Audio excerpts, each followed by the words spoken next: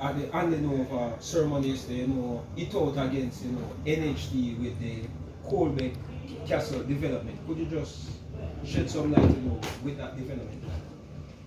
Well, insofar as the records show that the subdivision for that Colbeck development was done many years ago, and the development was done on the premise that a bridge was built. That is how the subdivision was approved, wherein a bridge was built. There was I think a hurricane or some rain, and the bridge was washed away. So in order for the subdivision to be reinstated and to go forward, for the building plan to be approved, though that bridge has to be rebuilt. There's no other way. The subdivision was approved on the premise of the bridge which was built, and it was washed away.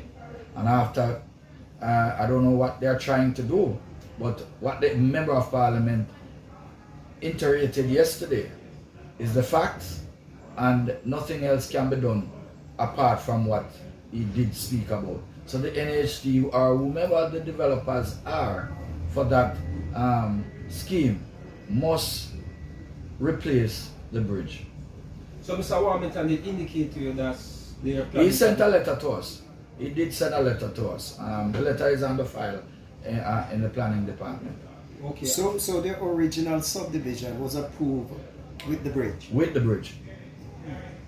With the bridge. Okay.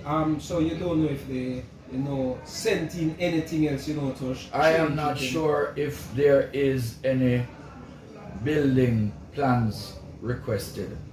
I'm not sure. I would have to check the planning department. But I know that there is a subdivision which was approved many years ago. Might have been even before I became mayor. That subdivision was approved. Okay, so where they want to walk now, there was probably plan No. The local planning authority will not issue the bill or will not approve the building plans with or the titles when the titles are ready. The local planning authority will not issue any titles without the bridge being replaced. So I think even the building plans might come in and the houses are built, but in order for the titles to be issued, then that is a condition. And you're sticking by it? And the council is sticking by that? Yes, man, we're sticking by that. Because the subdivision was done on the premise that this is so. So you can't come in midstream and want to change. That's not how the planning authority operates. To be clear, sir, the NHT did not resubmit anything. I can't speak to NHT. What I can speak to is Colbeck subdivision development. I can speak to that. The developer may very well be a private developer who is doing it on behalf of the NHT. Because most of these are private partner, what you call it, private public yes, partnership. they have this guaranteed purchase program. Right, right. So I can't speak to a specific entity or an agency. I can only speak to what is in the house, in the planning department, that subdivision is there, and based on the approval of the subdivision is that the bridge was built. Something came, hurricane or whatever, it was washed away, and now the houses are, whether they are built, yes or no, the fact is the titles will not be released until the bridge is reinstated. But Mr. Warmington was on the forefront of that. In fact, he says that he will stop the project if the NHT does not comply with the bridge. Is the parish council? I can't speak to the MPs and his prowess.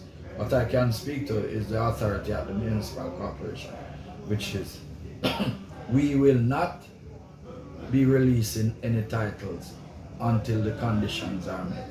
And then my final question towards that now, because you said where the bridge was, because the bridge washed away. And if nobody now live there, what probably might happen if in case that bridge was built back and replaced there? Person probably would be maroon in the community.